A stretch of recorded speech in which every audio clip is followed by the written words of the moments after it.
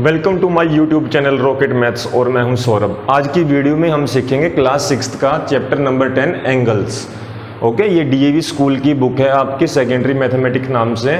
इसका चैप्टर 10 है आपका एंगल्स। सबसे पहले आप एंगल्स बताओ क्या होता है। एंगल्स क्या होता है, देखो एक कॉमन क्या होती है, ये पॉइंट होता है, ये रे, ये कौन सी है, ये रे होगी। क्या होगा, इस एक पॉइंट से जब रेज निकल रही है, अब इस रे को हम यहाँ पर मूव करेंगे, मतलब इस तरफ आगे ये डिस्टेंस कवर कर रही है इस तरफ, तो यहाँ पर ये वाली रे अब इस एंगल में आ गई, इस तरफ आ गई, तो ये जो डिस्टेंस यहाँ पर कवर किया है ना, तो इस पॉइंट पर जो एंगल क्रिएट, जो ये कवर होगा डिस्टेंस, उसको क्या बोलेंगे, एंगल। तो ये डिस्टेंस को इस फॉर्म में क्या लिखेंगे, एंगल। समझ रहे हो। तो अब यही जो रे है हमारी, अब ये रे यहाँ तक थी, अब ये रे और आगे स्ट्रेट, तो यहाँ तक आ गई है, इसको बोलेंगे राइट एंगल ट्रायंगल। अब यही रे थोड़ी सी इस तरफ आ गई, इसको क्या बोलेंगे, ऑब्ट्यूस एंगल। मतलब ये एंगल बनते जा रहे हैं। ये आपका 90 का था, ये वाला कौन सा था आपका, ये इतना एक्यूट, इसको बोलेंगे एक्यूट, एक्यूट एंगल। मतलब इतने से एंगल को, एक्यूट एंगल क्या होता है, 0 और 90 के बीच में होता है। एक्यूट होता है 0 से 90 के बीच में। अब इसको बोलेंगे एक्यूट। अब क्या होगा, जो 90 डिग्री होगा उसको बोलेंगे right angle triangle. Right angle, right angle बोल दिया। अब क्या होगा, जो 90 से ज़्यादा और 180 से कम होगा, मतलब 90 से ज़्यादा और 180 से कम, मतलब बीच में होगा, 90 टू 180 डिग्री के बीच में होगा, उसको क्या बोलेंगे, obtuse, obtuse angle. Acute angle कौन सा, 0 से 90, एक्यूट, ऑब्ट्यूस हो गया। अब जो एंगल यही, ये जो रेस थी ना घूम के, अब आपकी यहाँ तक आ गई, अगर पूरी यहाँ पर आ गई, ये रे ऐसे यहाँ से स्टार्ट हुई थी, इसी पॉइंट से ये घूम के ऐसे करके इसी पे आ गई यहाँ पर, ठीक है। तो ये जो डिस्टेंस, जो ये एंगल बनेगा ना, पहले कितना एंगल था, इतना, मतलब ऐसे रोते, अब ये एंगल पूरा इतना बन गया, इसको क्या बोलते हैं, स्ट्रेट, स्ट्रेट एंगल। समझ रहे हो। अब क्या होगा, इसके बाद स्ट्रेट एंगल के बाद अब ये चीज और नीचे गया, मतलब ये जो ये थी ना रे आपकी, यहाँ से हटके नीचे की तरफ गई है। अब जैसे ये यहाँ तक तो ये था स्ट्रेट, अब जो ये रे थी आपकी सिंपल से, पहले कहाँ थी, यहाँ तक, अब ये स्ट्रेट वाली ये हट गई यहाँ से, इसकी और नीचे चली गई। जो ये डिस्टेंस यहाँ तक कवर किया था और जो ये एंगल क्रिएट हुआ इस पर, इस पॉइंट पर, वर्टेक्स पर, क्या होता है, एक चीज और सीखो, ये इसको क्या बोलते हैं, वर्टेक्स। इनको बोलते हैं रे बोल दो या आर्म, बाजू होती है ना, बाजू, इसको आम बोलते हैं। ये भी दो रे, ये एक कॉमन पॉइंट से दो रेज निकलती है, और जो एक जो वर्टेक्स पर जो इसी पर एंगल क्रिएट होता है, ठीक है। तो क्या होता है, एक कॉमन पॉइंट से दो रेज निकल रही है, और जो यहाँ पर ये होगा, इसी को एंगल बोलते हैं। ये वर्टेक्स है, ये भी आर्म है आपकी, ये आर्म है, ये भी आर्म है, ये वर्टेक्स है। समझ गए। अब ये कौन सा है, स्ट्रेट एंगल हो गया आपका। अब इसी को हमने नीचे तक ले गया, मतलब 180 से ज़्यादा, ये वाला क्या होता है, ये एग्जैक्ट स्ट्रेट एंगल 180 डिग्री, ठीक है, एग्जैक्ट, ठीक है, एग्जैक्ट क्या हमारे पास 180 डिग्री। तो और ये क्या है अपने पास, 180 से ज्यादा और 2, मतलब 360 से कम है। 180 से ज्यादा और 360 से कम, मतलब इन दोनों के बीच में डिस्टेंस कवर करेगा, इसको कौन सा एंगल बोलते हैं, रिफ्लेक्स, रिफ्लेक्स एंगल। समझिए इतना। पहले कौन सा था आपका, और जो स्टार्टिंग का, और देखो जहां पर ये स्टार्ट हो रहा है, मतलब एक ये रे है, इस पर कुछ एंगल ही नहीं क्रिएट हो रहा, ये अपनी पोजीशन पर एज इट इज है। अगर ये हिलेगा यहाँ से, ये वाली एरो जो रे है आपकी ऊपर की तरफ जाएगी, तभी तो कुछ एंगल क्रिएट होगा। अगर कुछ एज इट इज अपनी जगह पर है, तो यहाँ पर ये क्या होगा, इसको बोलते हैं जीरो एंगल। मतलब ये अपनी जगह पर फिक्स है, इसको बोलेंगे जीरो एंगल। उसके बाद कौन सा है, पहले जीरो एंगल है, उसके बाद आपका एक्यूट एंगल है, फिर राइट एंगल है, फिर ऑब्ट्यूस एंगल है, इसके बाद स्ट्रेट एंगल आ गया, इसके बाद कौन सा है, रिफ्लेक्स एंगल, रिफ्लेक्स हो गया। अब लास्ट में बचा है एक और कंप्लीट एंगल, ये रे है आपकी, ये कौन सी है, रे। यहां से एंगल बनना शुरू हुआ, मतलब यहां से इसने पोजीशन ऐसे करी ऐसे करी, ये आपकी क्या है, रे, ऐसे घूमते घूमते घूमते घूमते घूमते घूमते पूरा डिस्टेंस कवर कर दिया उसने, मतलब पूरा कंप्लीट कर दिया, यहां पर पहुंच गया वापस। तो अब इस पॉइंट पर, ये वर्टेक्स पर कौन सा एंगल बना है, इसी को बोलेंगे कंप्लीट एंगल, कंप्लीट एंगल। समझे इतना? बस यही चीज सीखने वाली थी आपकी, जो आपकी वर्कशीट 1 है ना, इसके अंदर इसी के ऊपर बेस्ड है। एक चीज और देख लो बस, इंटीरियर एंगल और एक्सटीरियर क्या होता है। मान के चलो कोई ये है, इस एंगल के जो अंदर की तरफ पॉइंट है, मतलब आर पी, ये इंटीरियर है, मतलब अंदर की तरफ है, ठीक है, इसको इंटीरियर। यहाँ पर टी कोई पॉइंट है, यहाँ पर कोई जेड पॉइंट है, ये कौन से हो गए आपके एक्सटीरियर एंगल। और इस पर पॉइंट कौन से है, मान के चलो यहाँ पर आर दे दिया, आर तो है अपने पास, एस दे दिया और ए दे दिया और बी दे दिया। समझे? इसको कौन से है, ये सारे एक्सटीरियर है आपके, एक्सटीरियर एंगल, ये भी आपका एक्सटीरियर है। ये वाला कौन से थे, इंटीरियर, ये वाले कौन से थे, इंटीरियर। अब ये चीज आगे समझ, जो एंगल के अंदर क्रिएट हो रहे हैं उसको इंटीरियर एंगल बोलेंगे, अंदर की तरफ आ रहे हैं, ठीक है। और जो एंगल के बाहर आउटसाइड हो रहे हैं, बाहर की तरफ क्रिएट हो रहे हैं, उसको क्या बोलेंगे, एक्सटीरियर एंगल। और एक एंगुलर रीजन होता है, एंगुलर रीजन, उसको क्या बोलते हैं, कैसे, जो इस एंगल के पॉइंट्स होते हैं ना, एंगल्स के ए एस बी और आर और पी और इंटीरियर एंगल इंक्लूड हो जाते हैं, उसको क्या बोलते हैं, एंगुलर रीजन। समझे? कौन कौन से, R P A S B, ये क्या हो गया आपके angular region, ANGULAR, angular reason.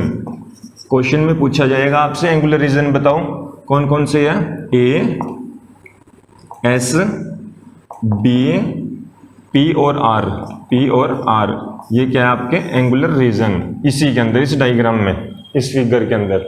समझे? अब वर्कशीट स्टार्ट कर रहे हैं हम 1, कोई डाउट हो तो पूछते रहना आप, ठीक है, नोट कर लो।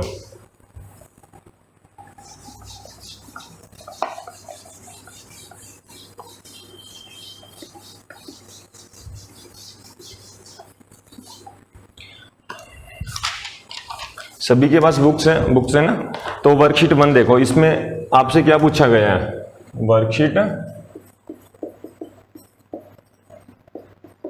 1, इसका फर्स्ट क्वेश्चन है आपका वर्कशीट 1 का, name the following angles, name the following angles.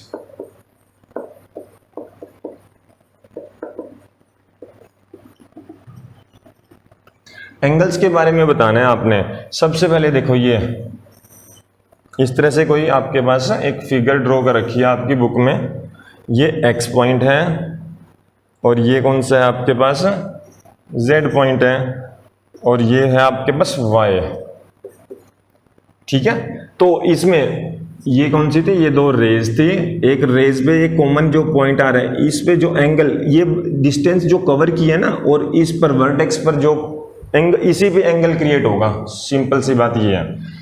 अब नेम द फॉलोइंग एंगल्स, इस एंगल का नेम मेंशन करना है। आप ये बताओ, एक तो ये कौन सा एंगल है, ये इसकी तरफ है ना, 90 से तो ज्यादा है, बुक में चेक करना, अगर ये थोड़ा सा कम है तो 90 से तो एक्यूट होगा।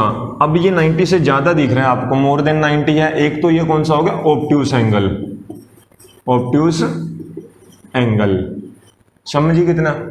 सेकेंडली, अब ये बताओ इस एंगल का नाम क्या लिखना है आपने। जब भी कोई वर्टेक्स पर जो पॉइंट, जो एंगल क्रिएट होगा, वो हमेशा मिडल में आएगा। आप इसको ओनली ऐसे लिख सकते हो, एंगल एक्स, ये एंगल का साइन है आपका। पहला क्या था, ऑब्ट्यूस एंगल है, दूसरे नंबर पे क्या लिखना है आपने, एंगल एक्स है, और क्या लिख सकते हो, और वाई एक्स जेड, पहले वाई लिखना है फिर एक्स, एक्स हमेशा कहाँ आएगा, मिडल में, बीच में, जिस पर भी एंगल क्रिएट होगा। अगर यहाँ पर जेड लिखा होता तो जेड बीच में आता इसके अंदर, और वाई एक्स जेड, बस कहने का मतलब है हमने x को बीच में रखना है, इन एंगल के बीच में, असली ये चीज़ है। इसको ऐसे भी लिख सकते हैं, ऐसे भी, z को आप आगे लिख सकते हो, y को पीछे लिख सकते हो, लेकिन आपने इसकी जो पोजीशन है ना x की, यहीं पर फिक्स रखनी है, क्यों, जिस पर जो एंगल नेम मेंशन कर रखा है, जो एंगल क्रिएट हो रहा है जिस पर, समझे, नोट कर लो। अब इसी का सेकेंड पार्ट, इसी का आगे पूछ रखा है, ये a पार्ट था आपका, अब b पार्ट पूछा हुआ है क्वेश्चन के अंदर, ये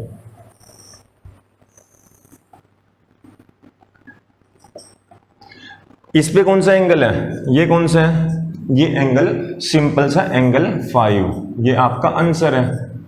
ठीक है, इतना ही दे रखा था क्वेश्चन में। और ये अगर पूछे जाएगा कौन सा एंगल है, एक्यूट है, ऑब्ट्यूस है, ये 90 से कम है ना, इस तरह से बना रखा है, मतलब ये वाला इस तरफ है, मतलब ये एरो उस तरफ होते तो अब यहाँ से चेक कर लो, ऊपर की तरफ गई यहाँ तक, अगर ये स्ट्रेट होते तो 90 से कम है, तो इसको कौन सा बोलोगे, एक्यूट,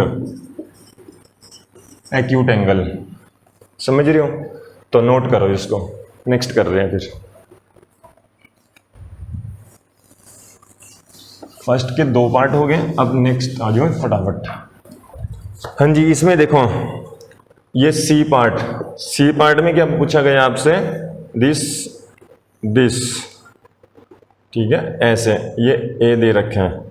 अब ये पूछा गया, इसमें बताओ फटाफट ये कौन सा एंगल क्रिएट कर रहे हैं, मतलब ये पूरा 90 डिग्री का है आपका, आप चेक करोगे और सीधा ही आ रही है। एक तो इसको राइट एंगल ट्रायंगल बोलोगे, राइट एंगल ट्रायंगल नहीं, ओनली राइट एंगल, और सेकेंडली इसको क्या नाम दोगे, एंगल ए, यही आपका आंसर है, समझे। डी देखो, डी पार्ट इसका, ये ऐसे है फिगर और ऐसे, किस पॉइंट पर, यहाँ पर P दे रखे हैं आपको। सिंपल सा बताओ एंगल कहाँ पर क्रिएट हो रहा है, इसको बोलोगे एंगल P, यही आपका क्या है, आंसर। सिंपल यहाँ तक छोड़ सकते हो, आंसर आ गया। और अगर पूछे और बताओ इसके बारे में, कौन सा एंगल है, एक्यूट है, ऑब्ट्यूस है, अगर यहाँ से चेक करोगे ना आप, यहाँ से कोई पोजीशन पे ये बेस ले लो, ये थोड़ा सा नीचे गया है, तो इसको एक्यूट एंगल बोलेंगे, एक्यूट एंगल, समझ गए। डी के बाद नेक्स्ट आ जाओ, ई पार्ट। ई में क्या पूछा गया आपसे, सिंपल ये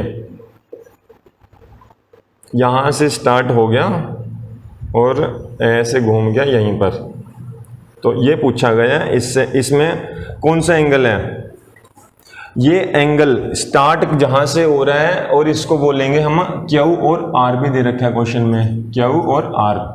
मतलब देखो, ये अभी मैंने इंट्रोडक्शन में आपको इसी वीडियो में बताया है, ये जो रे है ना, अगर ऊपर की तरफ गई, जो एंगल क्रिएट करते जाएगा, इसने पूरा रोटेट हो गया, मतलब यहां तक भी बनाया, फिर कंप्लीट होगा, इसी के ऊपर आगे दोबारा उसने पोजीशन ले ली, तो अब इसको कौन सा एंगल बोलेंगे, कंप्लीट,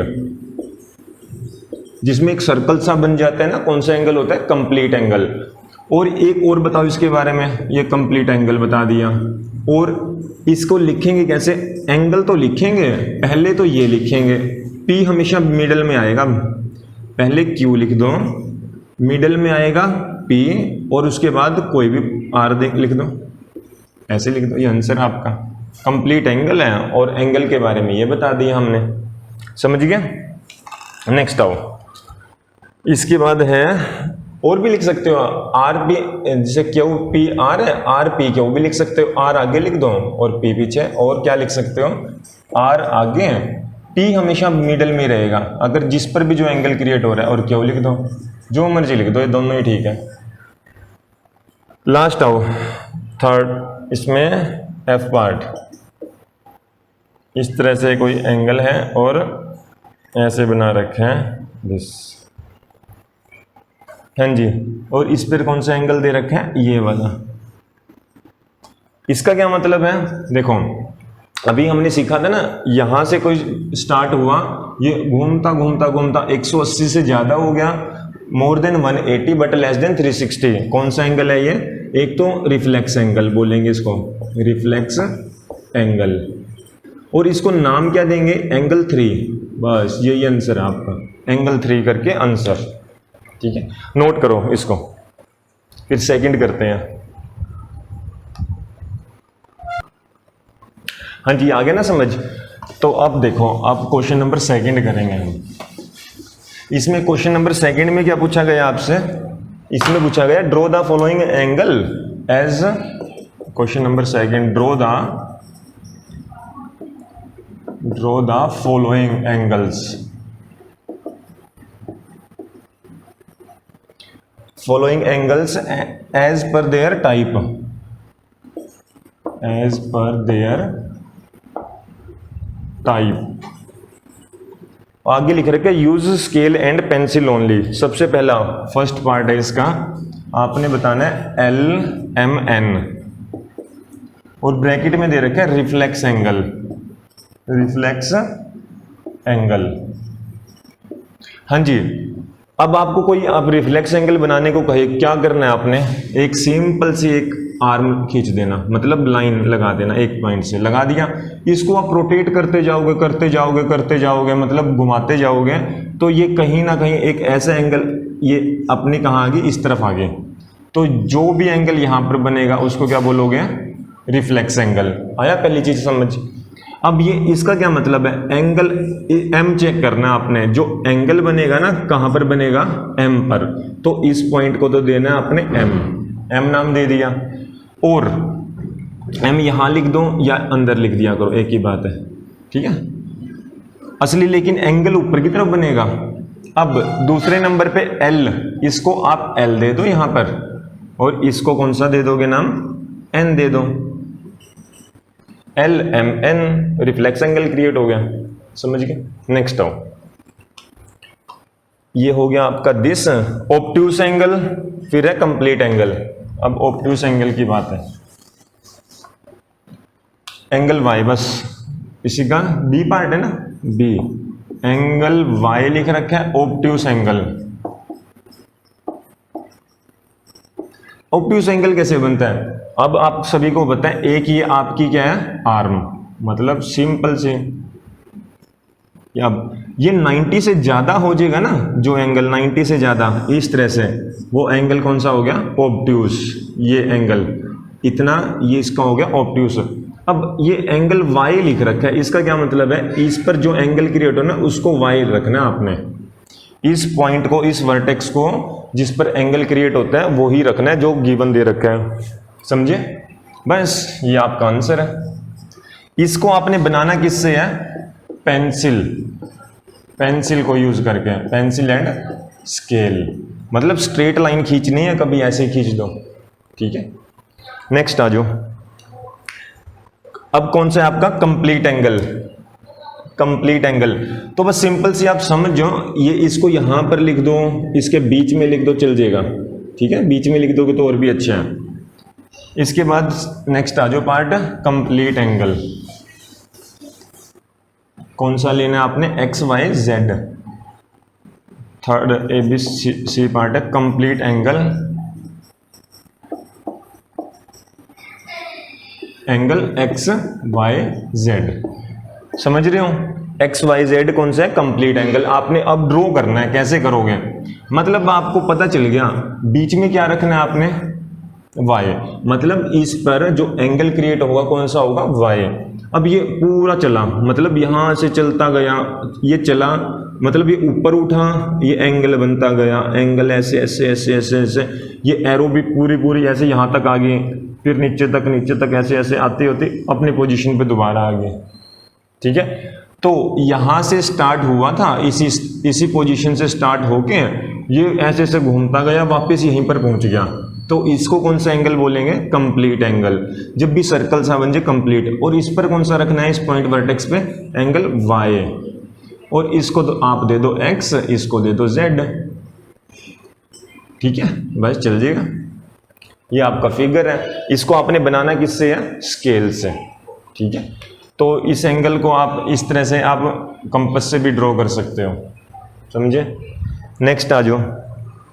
और एंगल 3 ये बताना आपने रिफ्लेक्स एंगल, अब है रिफ्लेक्स एंगल डी पार्ट में। आपका डी पार्ट है रिफ्लेक्स एंगल। और कौन सा पॉइंट है इसका? एंगल 3। सिंपल सा देखो, रिफ्लेक्स एंगल आपको पता है कौन सा होता है? ये क्या है आपकी आर्म, मतलब स्ट्रेट सीधी लाइन है। यहां से आप एंगल बनता गया 180, अगर स्ट्रेट होता तो 180, ये 180 से भी नीचे की तरफ गया, ठीक है।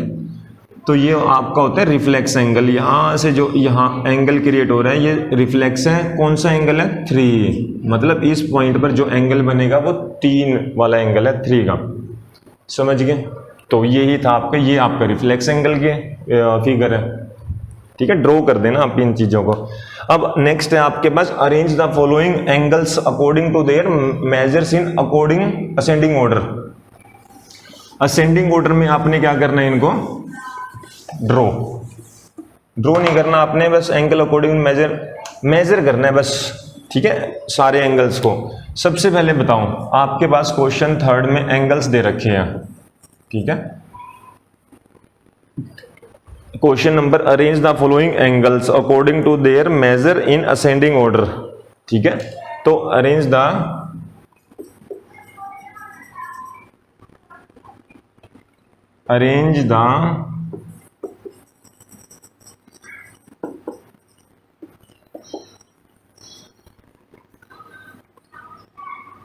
according to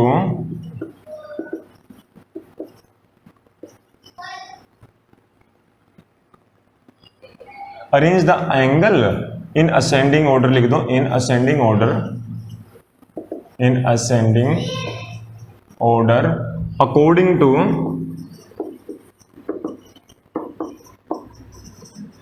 measurement, according to measure करके यही पूछ रखे हैं।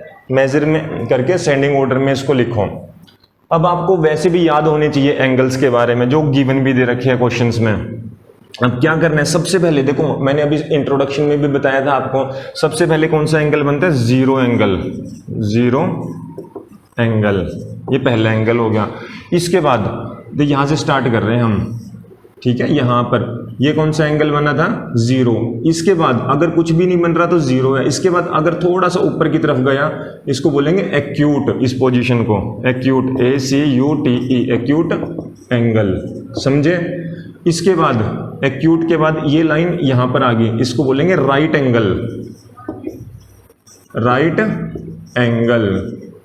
कोमा। इसके बाद अगर ये लाइन यहां से हटके स्ट्रेट होगी, राइट के बाद ये लाइन राइट है ना, राइट यहां से हटके यहां पर आ गई, ये आर्म, इसको बोलेंगे ऑब्ट्यूस, OBTUS, ऑब्ट्यूस एंगल। इसके बाद ये लाइन यहां से हटी और थोड़ी सी सीधी होगी, थोड़ी क्या पूरी सीधी होगी, इसको बोलेंगे कंप्लीट एंगल, स्ट्रेट एंगल।